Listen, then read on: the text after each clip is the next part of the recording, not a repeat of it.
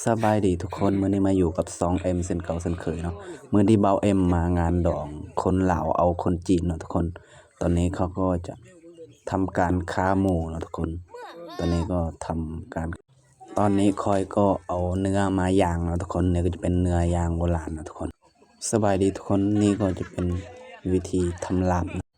สบายดีทุกคนนี่ก็จะเป็นเนื้อหมูเนาะทุกคนตอนนี้เขาก็ทำเป็นรายละเอียดเสร็จเป็นที่เรียบร้อยเนาะทุกคนสบายดีทุกคนหลังจากเฮ็ดอาหารเสร็จเป็นที่เรียบร้อยเนาะตอนนี้ก็นั่งเล่นนั่งดื่มเนาะทุกคนตอนนี้ไปเบิ่งเครื่องดนตรีพร้อมกันเลยไปสบายดีทุกคนตอนหลังจากเขาก็สกเนาะเขาสกแล้วเขาก็จะจัดระเบียบกินข้าวเนาะตอนนี้ก็6 โมงแล้วเนาะทุกคนสบายดีทุกคนตอนนี้ก็ถึงเวลากินข้าวเนาะทุกคนมากินข้าวพร้อมกันเด้อทุกคน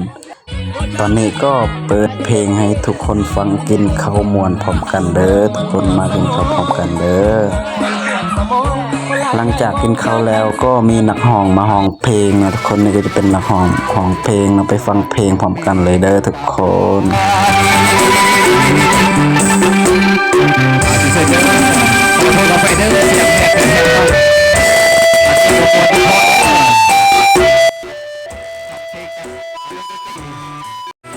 สบายดีทุกคนหลังจากฟังนักร้องฟังเพลงจบก็ไปต่อกับเจ้าบ่าวเจ้าสาวที่คนจีนกับคนลาวเนาะมาพรนวงพร้อมกันเนาะน้อยน้อยน้อยน้อยน้อยน้อยน้อยน้อยน้อยนี่ก็เป็นบรรยากาศเจ้าบ่าวกับเจ้าสาวก็คนจีนเป็นคนที่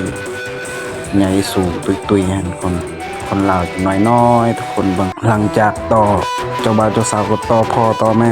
นี่ก็พ่อแม่เจ้าสาวเนาะฟ้อนตะเดว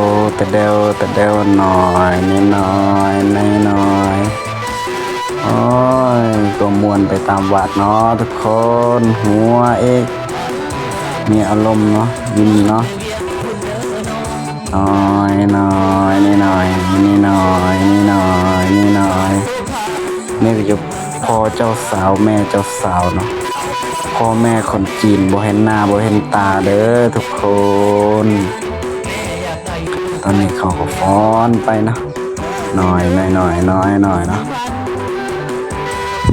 ตอนนี้แม่เจ้าสาวก็เมาแล้วคุณเบิ้งเราเห็นน้อยแต่แนวน้อยนี่ก็เป็นคนจีนน้อยตอนนี้คอยก็ตัดใจโบไว้นะทุกคนนี่ก็จะเป็นคอยเต้นอีกซุ่มคอยต้มเต้น